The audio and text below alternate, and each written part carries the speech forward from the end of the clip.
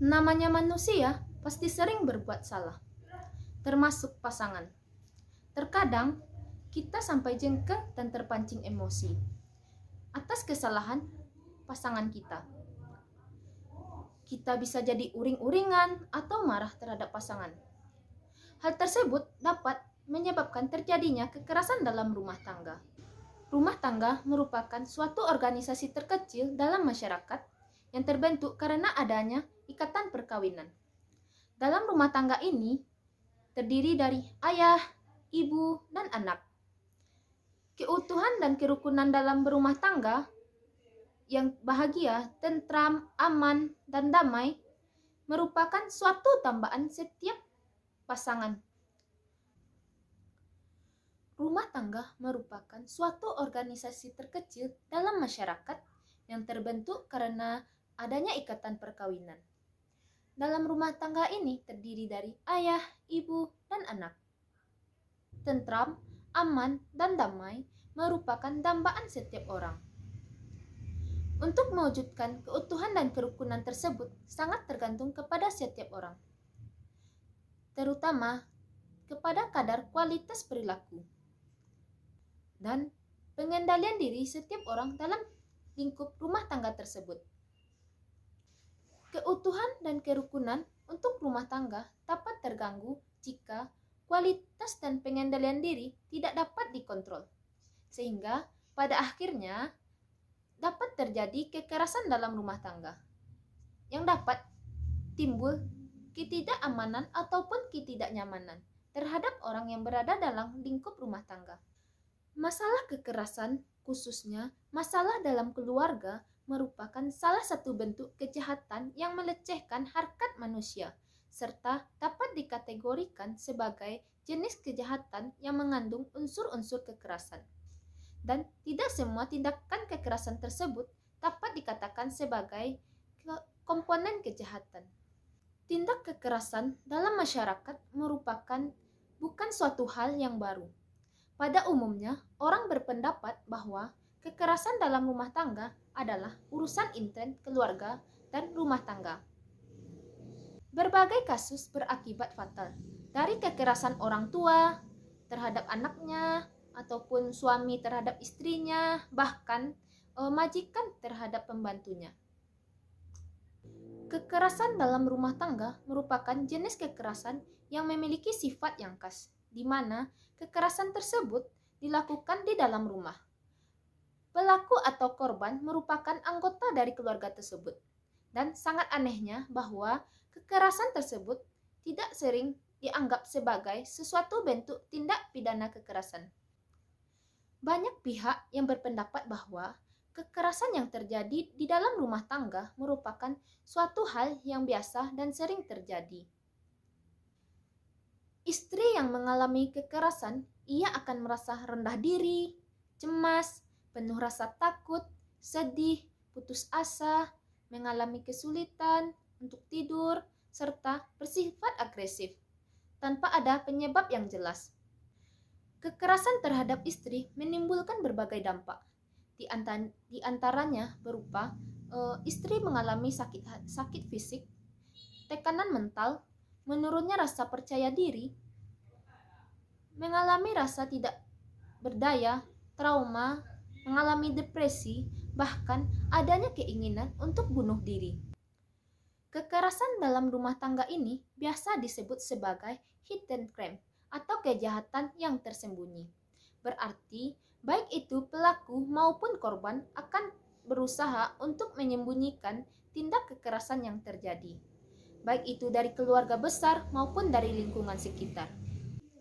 Sebab permasalahan yang terjadi di antara suami dan istri dalam rumah tangga merupakan aib yang tidak perlu untuk diketahui oleh masyarakat luas. Kekerasan dalam rumah tangga telah memakan cukup banyak korban dari berbagai kalangan masyarakat. Hal ini dapat terjadi dalam berbagai bentuk dan disebabkan oleh berbagai faktor. Kasus kekerasan dalam rumah tangga yang terjadi di tengah masyarakat sungguh sangat memprihatinkan. Hal tersebut dapat dijumpai dan dapat dilihat dalam masyarakat di sekitar lingkungan tempat tinggal, maupun dapat kita baca di media cetak ataupun di media elektronik.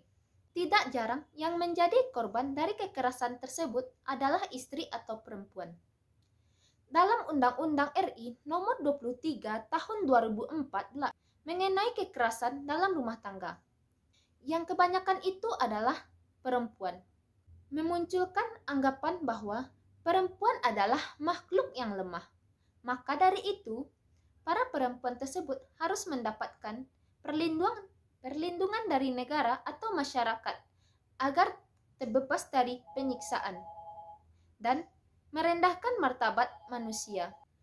Kekerasan dalam rumah tangga sangat erat kaitannya dengan ketiadaan akses perempuan kepada sumber daya ekonomi, usia, agama, pendidikan, dan suku bangsa. Kekerasan dalam rumah tangga yang dialami oleh perempuan juga berlapis-lapis, yang berarti kekerasan yang dialami perempuan tersebut bisa lebih dari satu bentuk kekerasan, baik itu secara fisik, seksual, psikologis, ataupun ekonomi. Hal-hal yang menyebabkan terjadinya kekerasan dalam rumah tangga ini, yang pertama, karena faktor ekonomi. Faktor ekonomi dimaksud adalah masalah penghasilan suami, sehingga seringkali terjadi pemicu pertengkaran yang berakibat terjadinya kekerasan fisik. Alasan ekonomi memang pada umumnya menjadi penyebab adanya tuntutan istri yang selalu minta berlebihan kepada suami, sedangkan suami tidak mampu memenuhinya. Yang kedua, faktor perselingkuhan. Selain masalah ekonomi, biasanya bukan karena kekurangan, tetapi berlebih atau cukup. Sehingga selain memenuhi kebutuhan rumah tangganya dengan cukup, juga memakai untuk membiayai hidup perempuan selingkuhannya. Sehingga sedikit tersinggung langsung memaki-maki atau memukul istrinya karena untuk menutupi perselingkuhannya tersebut. Faktor yang ketiga yaitu kebudayaan. Kebudayaan juga akan menjadi faktor yang paling utama terjadinya kekerasan. Itu dapat dilihat dari kebudayaan patriarki, yaitu budaya yang menempatkan laki-laki sebagai yang utama atau superior dibandingkan dengan perempuan. Adanya ideologi gender yang budaya patriarki kemudian oleh pemerintah dilegitimasi di semua aspek kehidupan. Perbedaan gender sering dianggap sebagai kodrat laki-laki dan kodrat perempuan. Contohnya, masyarakat sering menganggap bahwa kodrat wanita adalah mendidik anak, merawat, dan mengelola domestik. Perbedaan gender sesungguhnya tidak menjadi masalah sepanjang tidak melahirkan ketidakadilan gender. Namun, yang menjadi persoalan ternyata perbedaan gender telah melahirkan berbagai ketidakadilan, baik bagi kaum laki-laki maupun terutama terhadap kaum perempuan. Ketidakadilan gender terwujud dalam berbagai bentuk ketidakadilan, seperti marginalisasi atau proses pemiskinan ekonomi.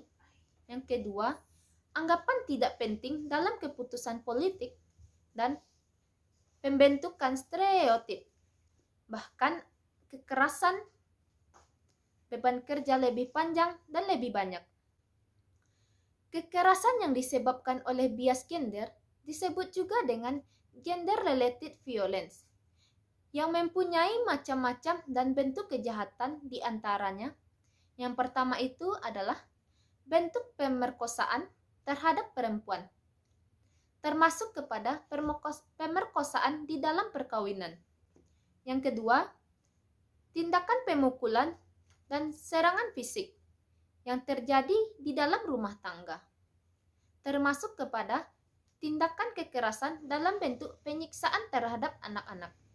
Yang ketiga, kekerasan dalam bentuk pelacuran. Pelacuran merupakan bentuk kekerasan terhadap perempuan yang diselenggarakan oleh suatu mekanisme ekonomi yang merugikan kaum perempuan. Yang keempat, kekerasan dalam bentuk pornografi. Dan yang kelima, kekerasan terselubung berupa memegang atau menyentuh bagian tertentu dari tubuh perempuan. Demikian pemaparan dari saya. Semoga video ini dapat bermanfaat dan dapat dijadikan pembelajaran. Stop kekerasan dan stop kekerasan dalam rumah tangga.